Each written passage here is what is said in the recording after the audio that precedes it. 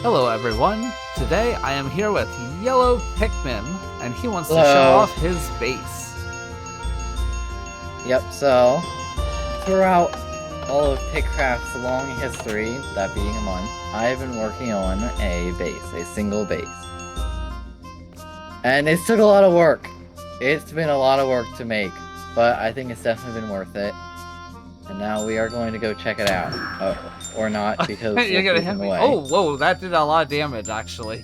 Oh no! I had Impaling 5! I have Impaling 5! Oh man, you took half my hearts I'll go away. first and then you follow after. Okay, that's a good idea.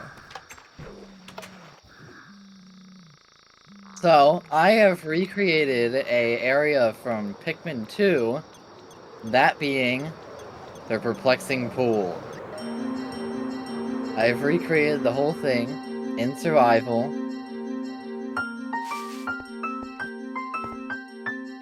Yeah, I lost you there for a second. We are gonna start at the Hakatation's ship.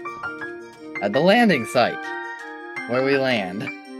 Which is kind of fitting since we came from the sky, and here we have the red onion and the Hoggitation ship. But you might notice that 2 of the onions are missing, because I have built this like it's taking place before Olimar got any of the other Pikmin, right when he first arrived, which also means, if you look over there, you can see the yellow onion, which also has the beacon beam shooting out of the top, which we will visit at the end of the tour, too. Yeah, and I just realized I did not set up my beacon yet. Oh. Well, you might want to do that. Yeah. So, I guess we will start heading this way. This is probably one of the first places that people go, because we have the bridge that leads to the Yellow Pikmin. More importantly, we have our first cave. And you might have heard Wolf be talking about meat and copper, and this is why. Because this is the shower room. Yep, this is where the copper from my copper farm went. So these caves do not have an entrance, at least most of them, because the last cave, the Submerged Castle, is where I have located my base. Which once again we will be checking out closer to the end of the tour. And here's a large open area that you find the Lollylogs. Normally this place gets drained out, but since we are starting from the beginning, it is not drained. So now we'll come over on the other side. And we can go find where the onion replica is located. Back through here, there's a wall you need to break down, a black one. Not a bomb wall, though. And over here is where you normally would throw Pikmin, the white Pikmin, over onto this ledge, come over, call them, and dig up a treasure right here. On this little island. This is where the onion replica is found. Yes, I remember doing that. Over here is the Citadel of Spiders. Once again, no entrance.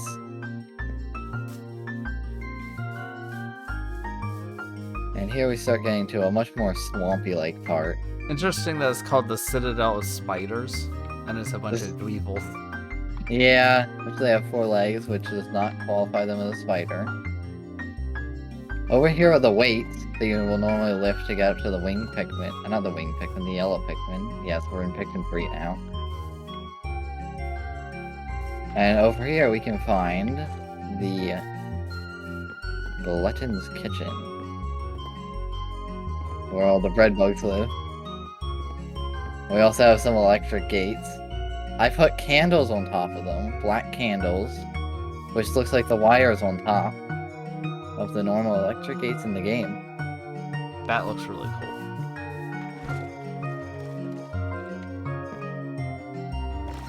Now we'll head over here.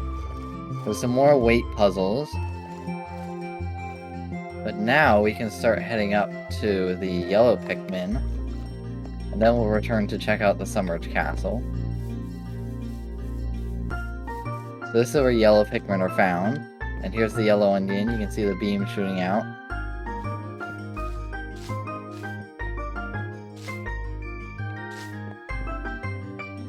And we can also see the area over here where you normally do this really complicated puzzle amongst the stone. You gotta chuck a bunch of Pikmin up here to get a treasure. Normally you'd be smaller, size of Olimar, so you can't just hop around this area. And we also get to loop back to the landing site, but we are not going to be going back there because... You have to build a bridge there, right? Yes, this is a bridge. Yeah. But we need to check out the submerged castle.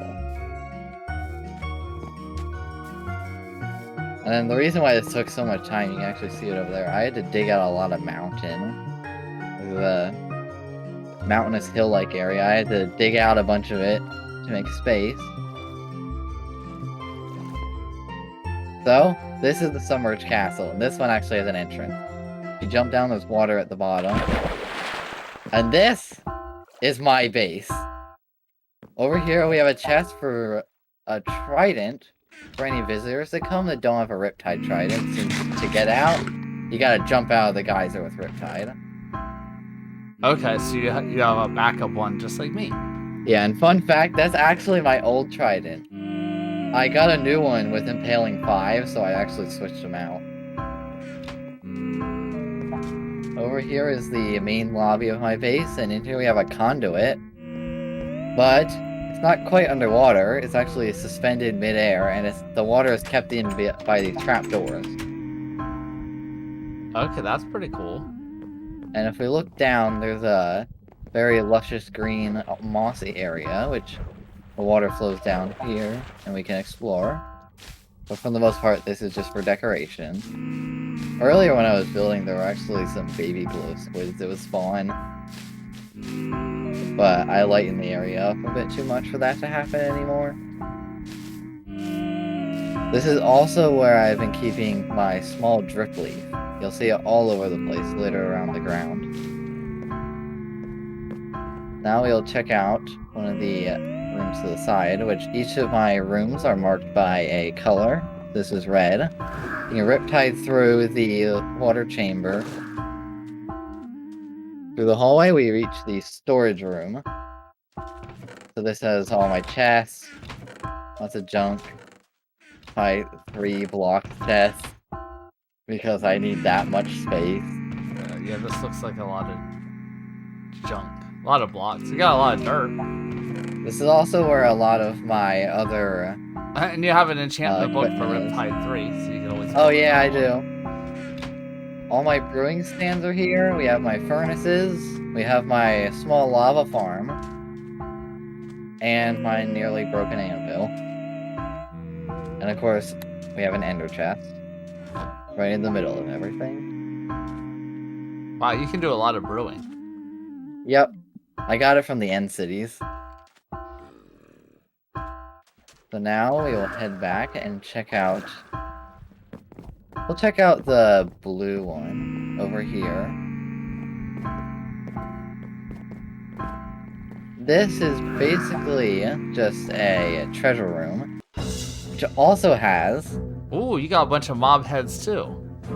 I've also had a statue, which is very fitting for this dungeon. The Water Wraith. Made fully out of copper. And he is a pretty bulky wraith. Nice. He takes up nearly the entire room. We also have some areas off to the side where we can get a little overview of the wraith. And if you're good enough, you can jump to it. You can actually ride the wraith.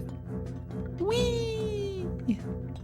One last thing that I'd want to show off over here, we have my prized possession. Once again, I have an enchantment Netherite hoe, but this one is better! Because look at its enchantment! It has... Efficiency 4!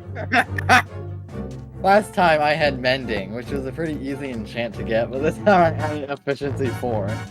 Just to, like, really rub it in how much stuff I have.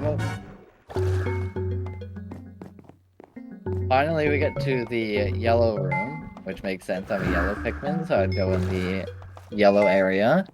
This is my bedroom, which has my axolotls. I have 2 over here, and then to the left we have my last one. I used to have 4, but sadly one of them got out and suffocated. Oh no. Oh no, you got a cat? I have a kitty. I have a clock.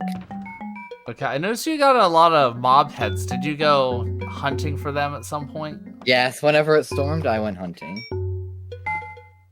We also have music discs. Okay. Now this, Yeah, you're gonna have to tell me about that. this is an ender pearl stasis chamber. It allows you to keep an ender pearl midair, so it will not teleport you until you flip this trapdoor down. So no matter where I am in the world, someone can flip that trapdoor and I'll be transported back instantly. Have you ever had to use it? No. But it was nice to have. And I assume that you had that because early in this season, we had a couple people glitch in the nether portal and got teleported like 50,000 chunks away. I'm not sure if it works between dimensions, but I haven't tested it. But either way, let's say I wanted to go like all the way back to spawn and further to find something, I could use that to get back. You just need somebody to flip the trapdoor. And now we'll go into the last room, which is a long tunnel, which leads over to my last prized possession, which is the beacon. The beacon that we saw at the start, which I'm having went trouble. through the Hold on. onion. It was not letting me riptide through very well.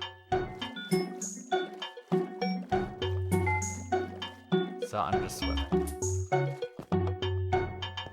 Here's the beacon room. We have our level 2 beacon. I didn't feel like upgrading it too much, but we got speed. And this actually shoots all the way up to the yellow onion.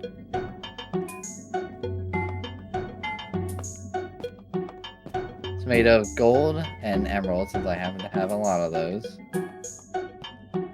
Cool.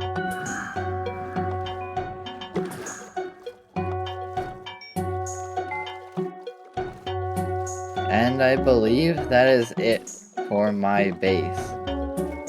Alright, I am going to jump out and fly around a little bit so everyone can get a nice aerial view.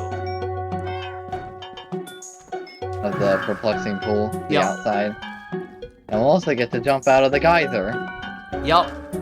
It's perfectly positioned, so 1 Riptide boost will get you just out.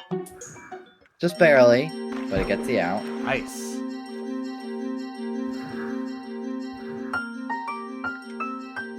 Oh, yes. Oh, I saw a creeper.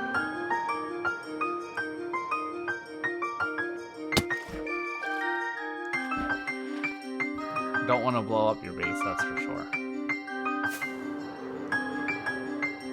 So here we're gonna get good flybys.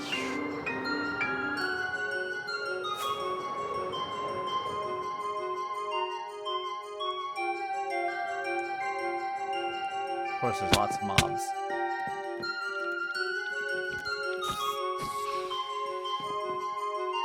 Alright, well thank you for showing that off, Yellow Pikmin.